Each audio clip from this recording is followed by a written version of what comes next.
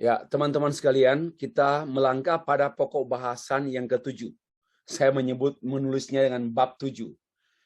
Pada bab 6 kita telah membahas mengenai motif dan tujuan misi yang teologis, yang semestinya gitu, yang sesungguhnya according to the Bible. But sebelumnya kita pada pokok bahasan yang kelima kita disajikan dengan topik motif dan tujuan yang menyimpang, yang sempit tentang misi. Nah, ini bertalian terus ya, biar sambung menyambung dan terus menerus.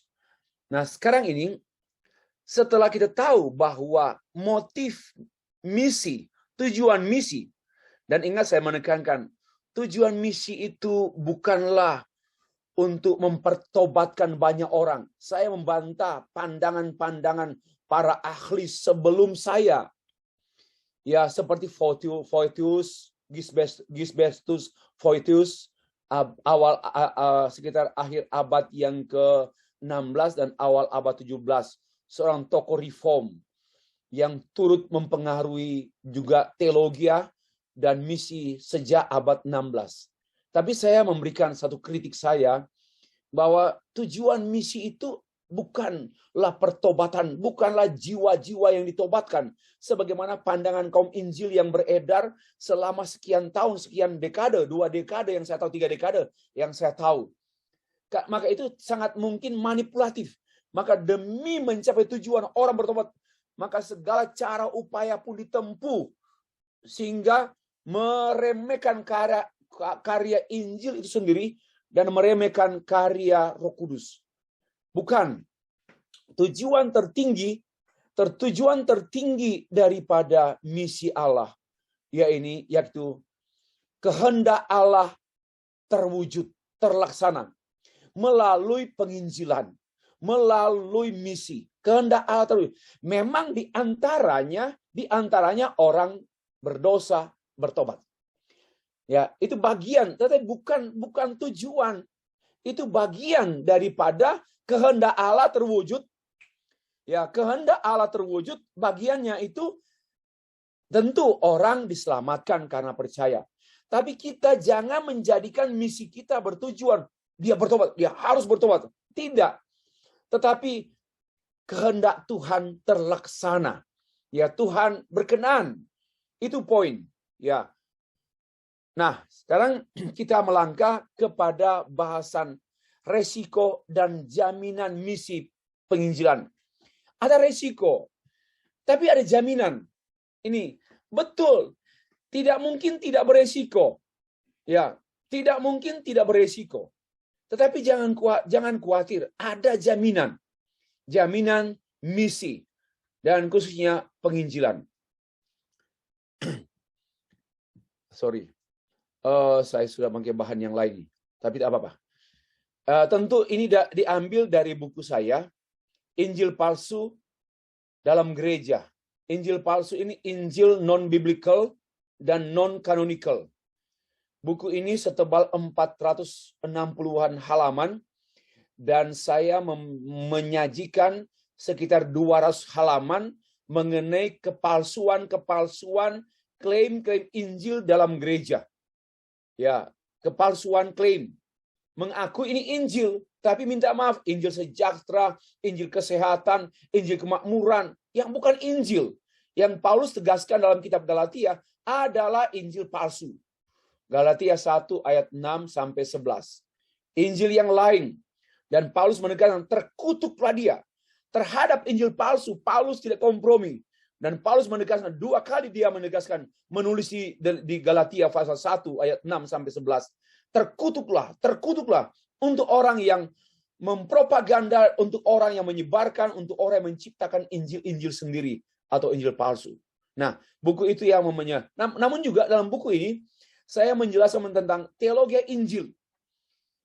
Di Indonesia sejauh saya tahu hanya Pak Stephen Tong yang menulis tentang teologi Injil. Ya, Pak Stephen Tong menulis teologi Injil sudah cukup lama, sudah lama. Dan saya pun terdorong di buku ini saya menulis puluhan halaman tentang teologi Injil, sekaligus teologi penginjilan. No. Pak Tong menulis teologi penginjilan. Ya, biar tidak keliru. Pak Stephen Tong menulis tentang teologi penginjilan. Dan saya menulis teologi Injil dan penginjilan. Tentu saya belajar banyak juga dari Pak Tong. Ya. Oke, dari buku ini kita mencermati demikian. Ada resiko, tapi ada jaminan tugas pemberitaan Injil. Ya. Tidak ada pemberitaan Injil tanpa resiko. Karena yang kita beritakan bukan hanya berbeda, melainkan juga bertentangan dengan cara pikir dan cara sikap dunia, dengan sikap dunia. Kalau tanya, mengapa orang Kristen dibenci atau dimusuhi oleh dunia? Saya hendak mengatakan oleh orang beragama Islam, Hindu, Buddha, enggak. Tapi lebih, bagi saya, agama-agama lain tidak membenci kekristenan. Tidak. Yang benar-benar membenci kekristenan itu cara pikir yang anti-Injil. Cara pikir yang anti-Injil. Buddha, Hindu, enggak. Saya tidak menemukan, Islam pun, saya enggak menemukan kebencian dari Islam. Oh, ada apa? Itu orang. Tapi juga kan orang seperti apa?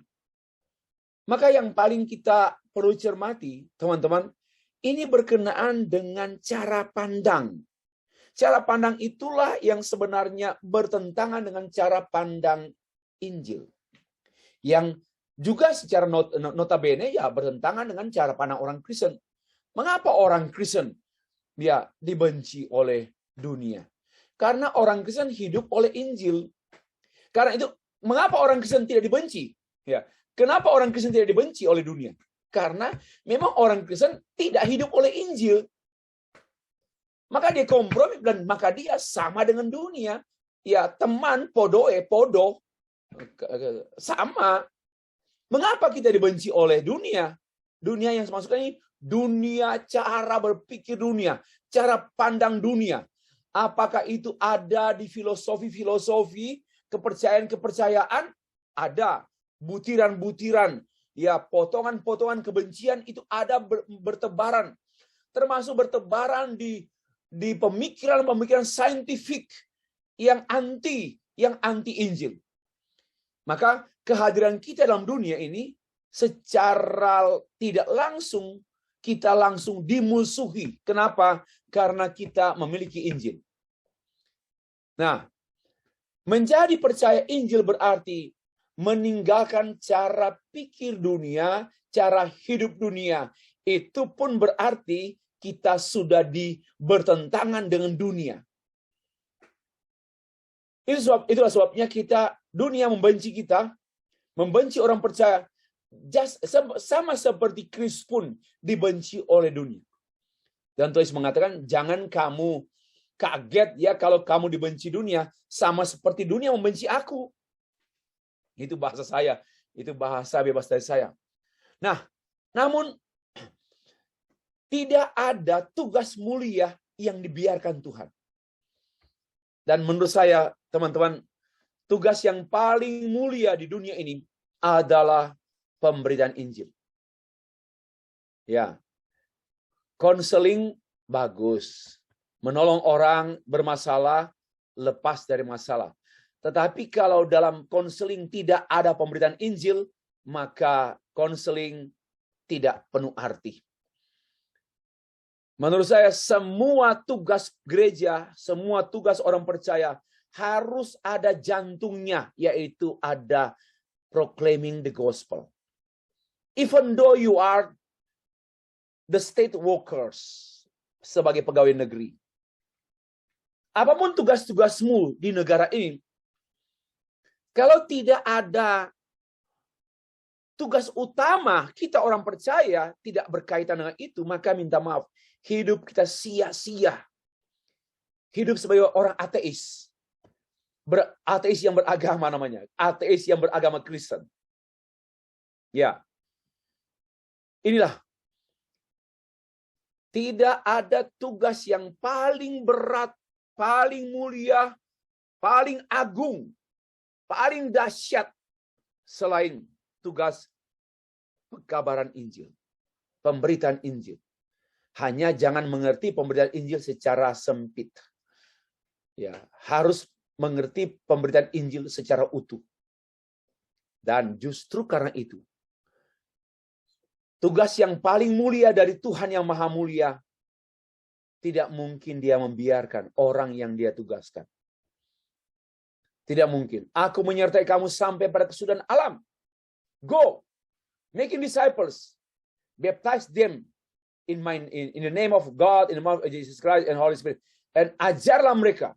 And ingatlah, aku menyertai. Ada penyertaan Tuhan.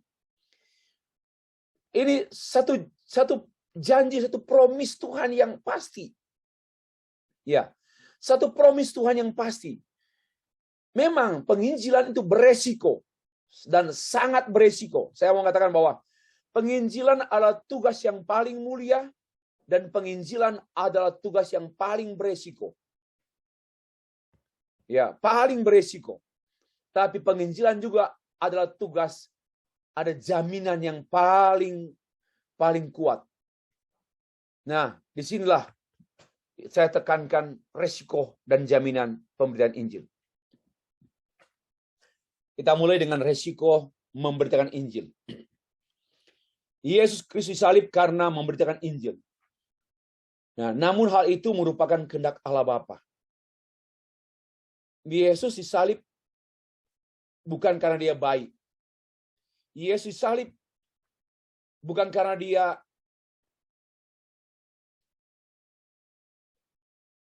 disukai oleh banyak orang. Sehingga orang yang lain iri hati. Ya. Yahudi, ahli Taurat, Farisi menyalibkan Yesus dengan menggunakan tangan Romawi. Bukan karena mereka iri hati kepada Tuhan Yesus yang lebih populer, lebih berkuasa di tengah-tengah masyarakat, lebih menjadi profil. Ya, bukan. Tetapi karena Yesus Kristus memberitakan Injil. Dan ingat, tugas utama Tuhan Yesus adalah memberitakan Injil. Melalui pribadinya dan pengajarannya serta karyanya. Dan itu merupakan kehendak Bapa. Berarti memberitakan Injil tidak dapat dilepaskan dengan salib. Demikian pula diungkapkan dalam Matius pasal 10 ayat 16. Kamu diutus seperti domba ke tengah-tengah serigala. Itu menjelaskan mengenai pemberitaan Injil beresiko. Resikonya serigala. Kita berada di tengah-tengah serigala. Ini satu gambaran dari Tuhan Yesus mengenai resiko penginjilan.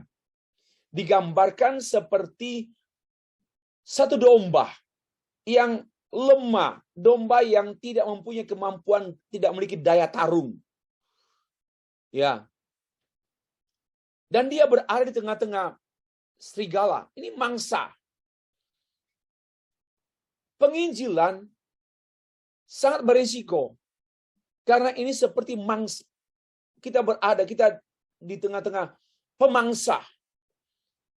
Di antara serigala. Paulus pun menegaskan hal yang sama. Bahwa pemberitaan Injil yang dilakukan oleh Paulus, itulah sebabnya dia menderita. Malah dibelenggu seperti penjahat. Tapi dia dikuatkan, firman Allah tak terbelenggu. Sekalipun aku terbelenggu, dipenjarakan, dibatasi, dikekang, ya, dirampas kebebasan karena pemberitaan Injil. Tetapi Injil itu sendiri tidak terkekang, tidak terpenjara. Inilah motif yang luar biasa dari Paulus. Ya. Tapi ini juga menegaskan bahwa memang memberitakan Injil berisiko besar. Ya. Tetapi saya mau sampaikan juga apa yang Alkitab bukakan.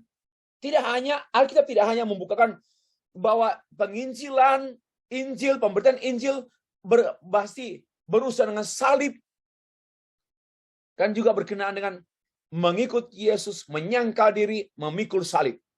Itulah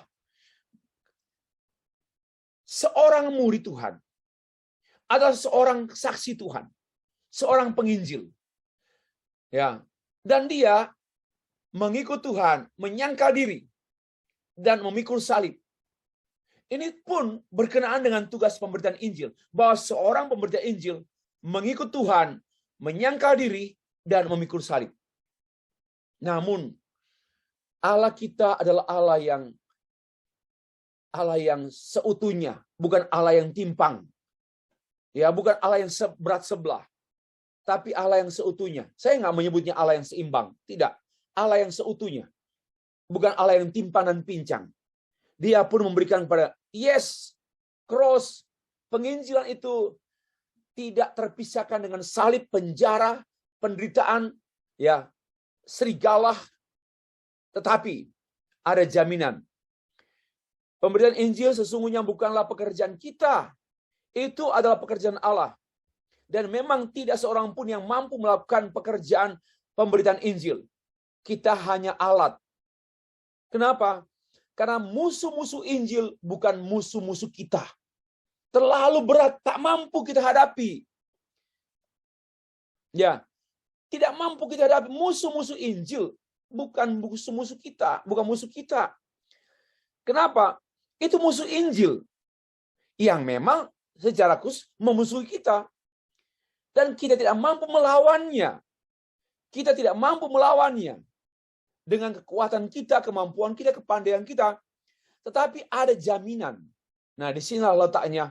Ada jaminan. Betul. Namanya pekerjaan Allah, kok jadi pekerjaan Stefli? Tidak mungkin. Pekerjaan Allah ya belongs to God. Dan yang melakukan siapa? Ya Allah sendiri. Kenapa memakai saya? Saya suka hati dia. Dia memakai saya sebagai apa? Sebagai alatnya. Nah, kalau kita sebagai alat, hanya alat, jangan sombong. Kita tidak mampu menghadapi musuh Injil. Karena kita hanya alat. Namun,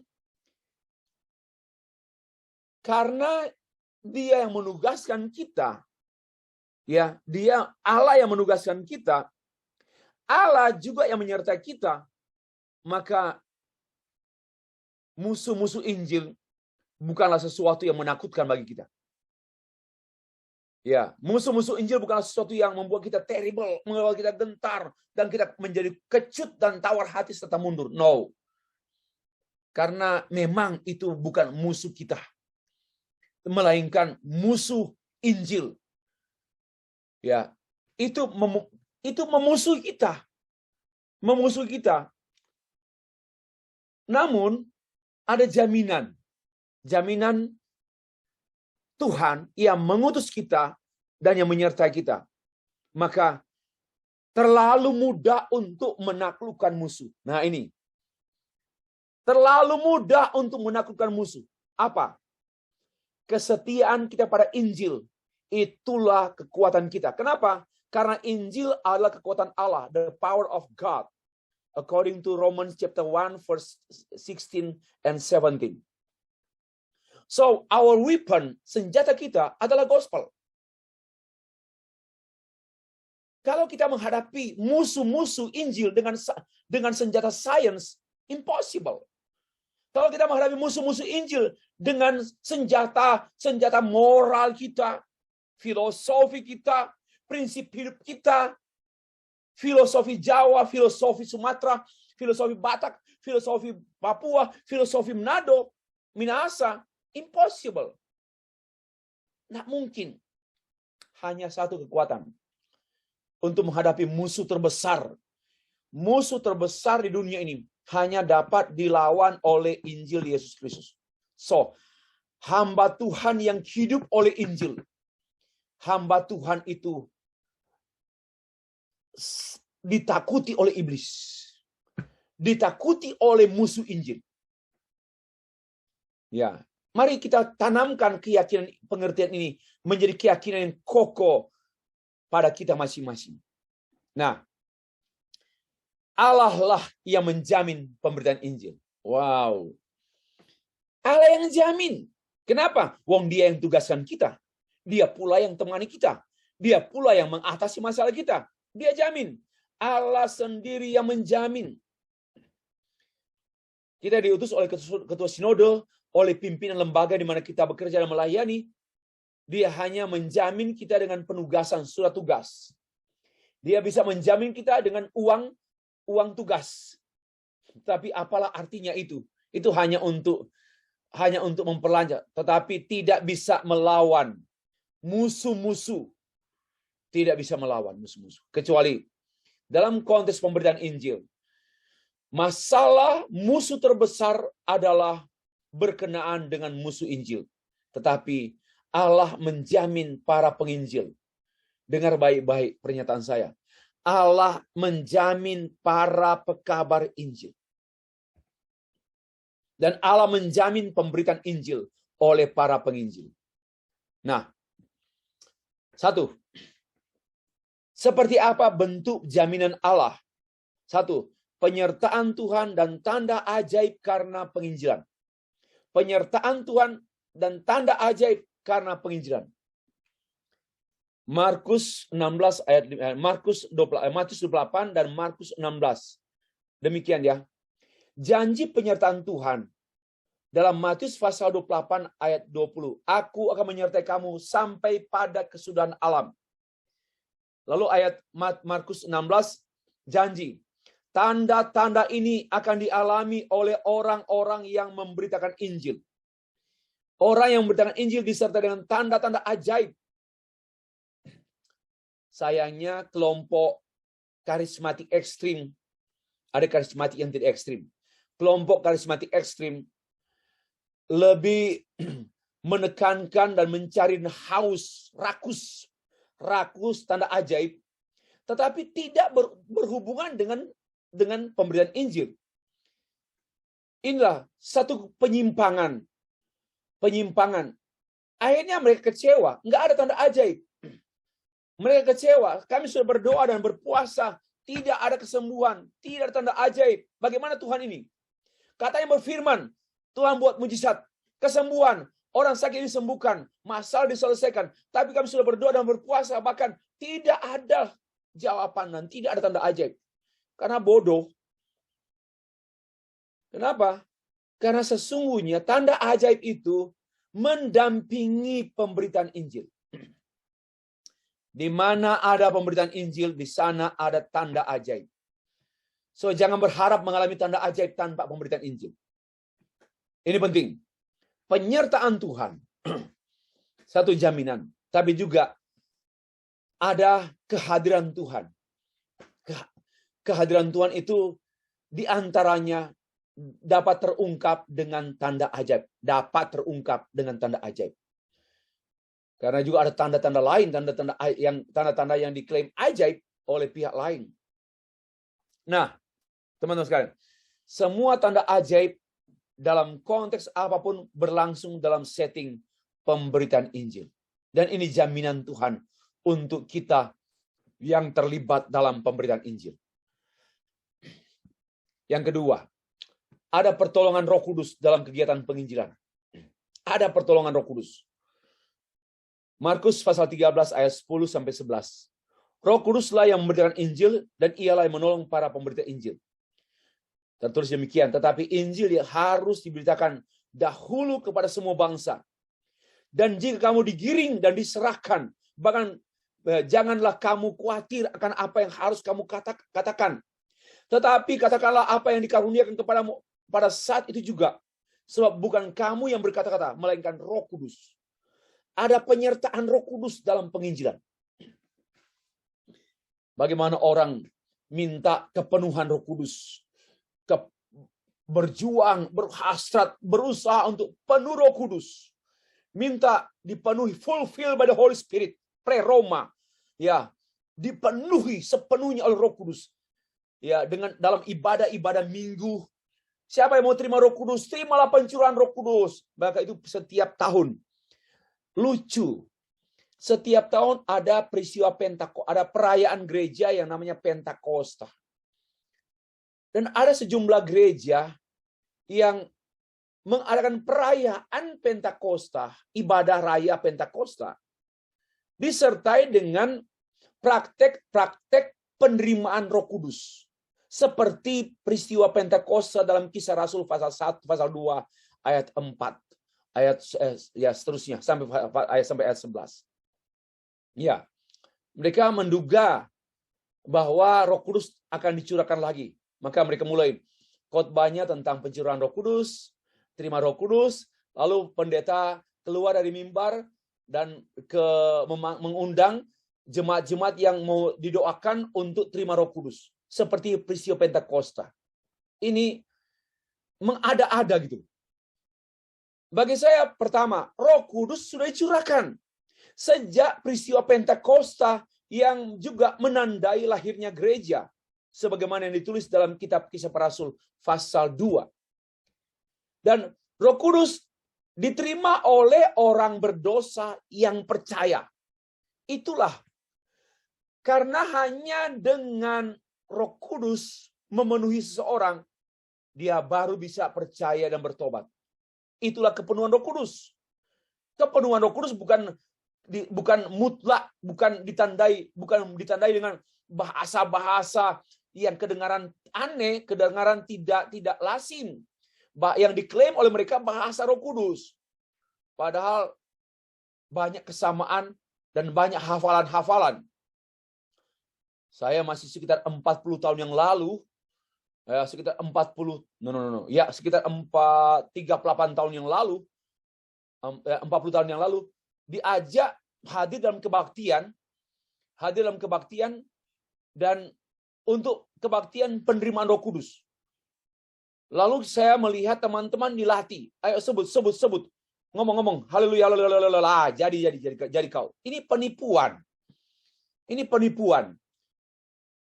Roh Kudus datang pada pribadi seorang dengan cara yang ajaib. Karena Roh Kudus adalah anugerah Allah. Bersama dengan Yesus Kristus. Menerima Roh Kudus sama dengan menerima Yesus. When you believe in Christ Jesus, you receive the Holy Spirit. Nah, disinilah ada pertolongan, ada pertolongan Roh Kudus dalam penginjilan. Yaitu, kita terbatas, teman-teman. Sangat terbatas, tetapi Roh Kudus akan menyatakan hal-hal yang yang melampaui keterbatasan kita. Yaitu berkata-kata. Memang kita akan didesak, akan didera mungkin, akan risiko pemberitaan Injil akan menimpa kita. Tapi salah satu jaminan juga Roh Kudus yang akan memampukan kita dalam tugas pemberitaan Injil. Dialah yang membuat orang percaya. Roh Kuduslah yang membuat orang berdosa percaya dan terima Injil. Ya, Roh Kuduslah. Dan Roh Kuduslah yang mengefektifkan khotbah hamba Tuhan. Roh Kuduslah yang mengefektifkan pemberitaan para penginjil. Roh Kudus. Inilah jaminan, teman-teman. Ini jaminan untuk kita. So, mari menjadi orang excited dalam penginjilan. Kenapa?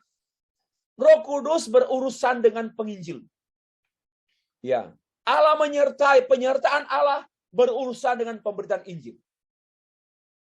Pegawai-pegawai negeri yang hanya kerja, orang-orang yang kerja di perusahaan hanya kerja dan tidak terlibat dalam pemberitaan Injil. Mereka tidak mengalami penyertaan Tuhan yang khusus. Melainkan hanya bersifat umum. Sama dengan orang yang tidak percaya. Mereka pun mengalami kebaikan Allah secara umum. Mereka minta orang Kristen seperti ini berdoa, Tuhan sertai aku. Sertai kami dalam tugas kerja kami di perusahaan. Supaya perusahaan maju.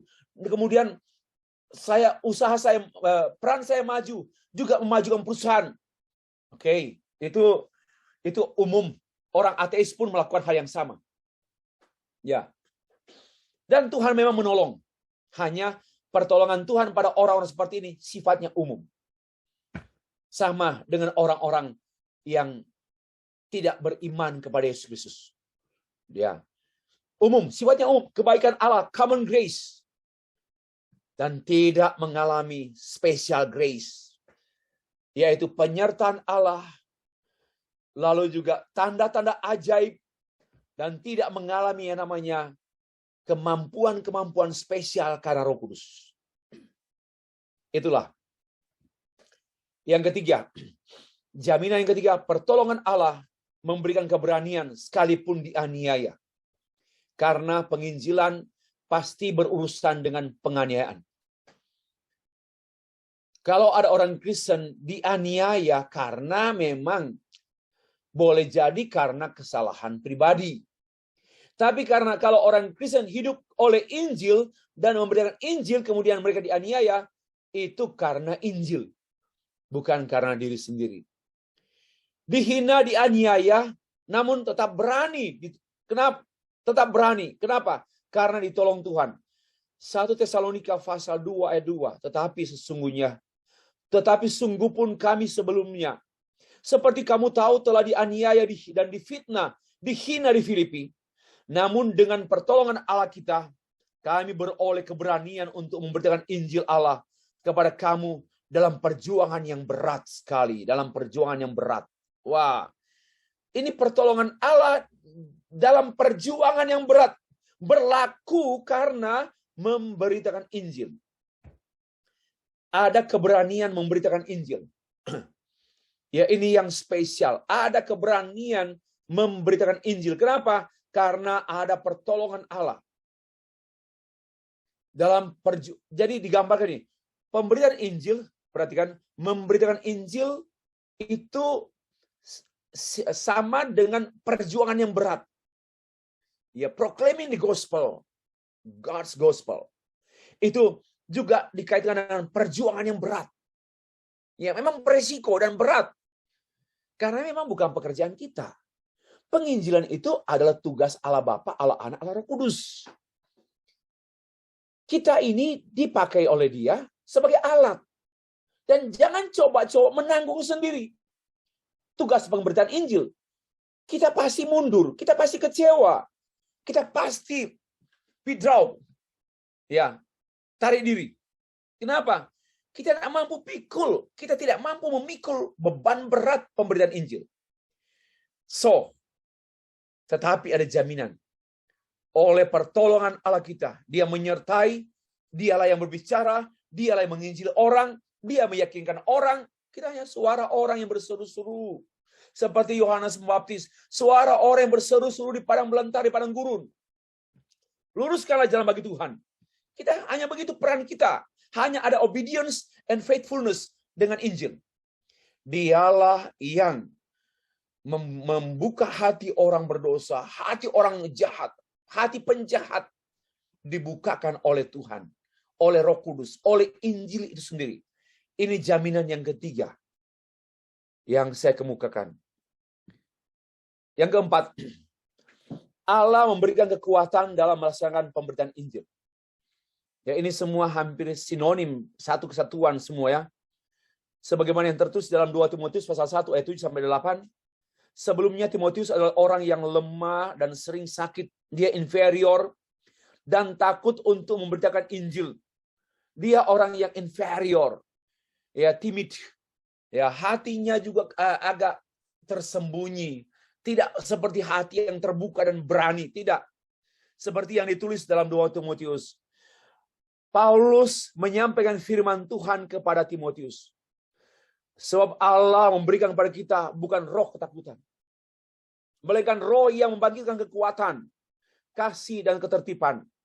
Jadi janganlah kamu malu bersaksi tentang Tuhan kita. Jangan malu, jangan menjadi malu di sini, jangan kecut, jangan inferior dalam bersaksi. Percayalah, bukan percaya diri ya. Jangan confidence. Tapi percayalah kepada Allah.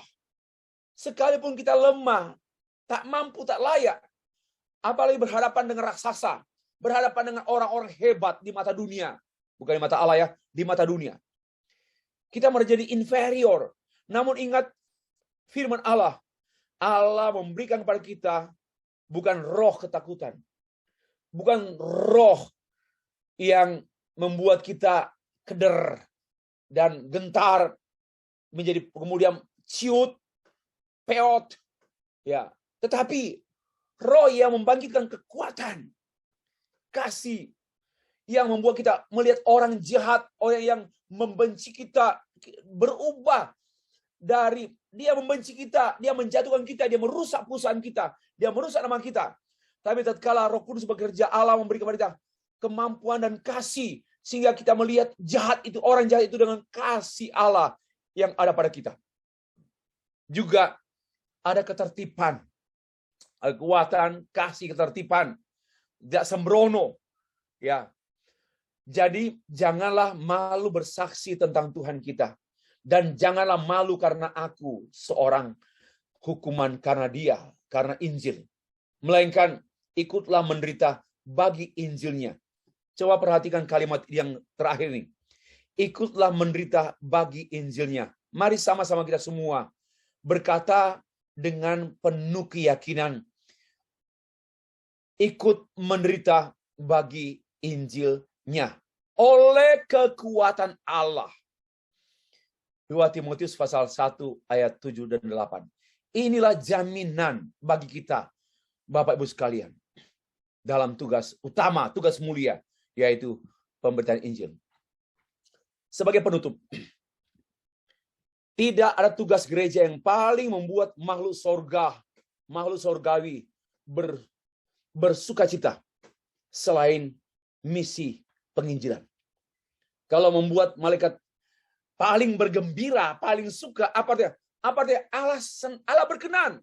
Dan Allah please, Allah suka, Allah menyenang, mau. Dan ini sesuai yang kehendak Allah, yaitu pemberitaan Injil. Tidak ada tugas gereja yang paling mulia, yang paling membuat makhluk sorga bersukacita selain penginjilan. Tetapi juga di sisi yang lain, tidak ada tugas gereja yang paling membuat setan menderita, setan berduka cita, selain misi penginjilan. Jadi kalau Bapak Ibu tidak menginjili, Bapak Ibu akan menyenangkan setan. Teman-teman akan menyenangkan setan kalau tidak menginjili. Tetapi kalau Bapak Ibu teman-teman menginjili, memberitakan Injil, maka teman-teman sedang menyiksa setan. Tinggal pilih, menjadi orang Kristen yang menyenangkan setan, atau menjadi orang Kristen yang membuat setan senang, menyenangkan setan. Kalau menyenangkan setan, tidak usah menginjili. Kalau mau membuat setan susah, setan tertekan dan menderita, maka beritakan Injil.